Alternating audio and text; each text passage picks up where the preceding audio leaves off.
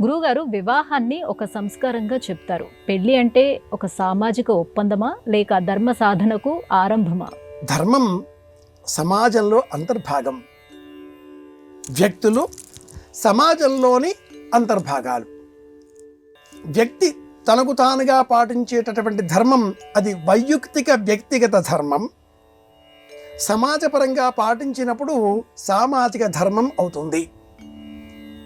వ్యక్తి తనకు తానుగా వివాహం చేసుకుందాం అనుకున్నప్పుడు ఆ వివాహం వ్యక్తిగతం అవుతుంది. కానీ వివాహం ఇరువురు వ్యక్తులకు సంబంధించిన అంశం కాదు, కాకూడదు కూడా.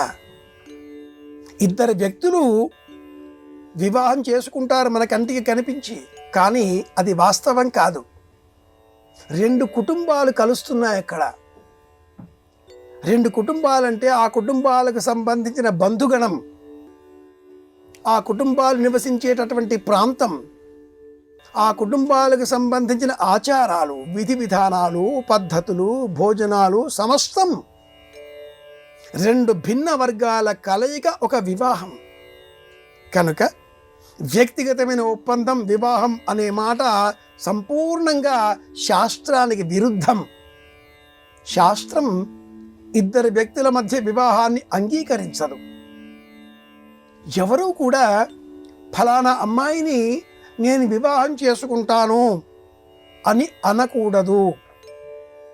ఆ వ్యక్తి నేను గృహస్థ ధర్మంలోనికి ప్రవేశించడం నాకు సంకల్పంగా మారింది కనుక నాకు తగిన అమ్మాయిని వెతికి మీరు చూడవలసింది అంటూ ఒక నలుగురిని సమాజంలో ఉండే పెద్దల వద్దకు పంపించాలి. తాను చతురాన్ వరాన్ ప్రేషయిత్వా ప్రసగ్మంతా ధియసానస్య సక్షణి వరేభిర్వరాగం అభిషుప్రసీదత అస్మాకమింద్రముభయంజోషతి యత్ సౌమ్యస్యాంధసో బుబోతతి. వైవాహిక ధర్మంలో మొట్టమొదటి మంత్రమే ఇది. అమ్మాయిని చూస్తే అమ్మాయి రూపంలో పడి నేను వివరాలు మర్చిపోతాను, మోహపడిపోయే ప్రమాదం ఉంటుంది కనుక నేను చూడకూడదు, మీరు వెళ్ళి చూడవలసింది అంటూ నలుగురిని పంపించాలి. అలాగే అబ్బాయి వివరాలను తెలుసుకున్నటువంటి కన్యాదాత అబ్బాయి తల్లిదండ్రుల వద్దకు వెళ్ళి మీ అబ్బాయిని మాకు మా అమ్మాయిని ఇచ్చిన ఎడలా వారిరువురు గృహస్థ ధర్మంలో స్థిరపడతారు అనే సంకల్పం చెయ్యాలి. కన్యాదాత వరుడిని అడిగితే వరుడు అంగీకరిస్తే అది వివాహం అవుతుంది. శివధనుర్భంగం ఒక నియమం కాదు. వీరుడిగా రాముడు ఆ శివధనుసును ఎక్కుపెట్టే ప్రయత్నం చేస్తే అది భంగమైంది.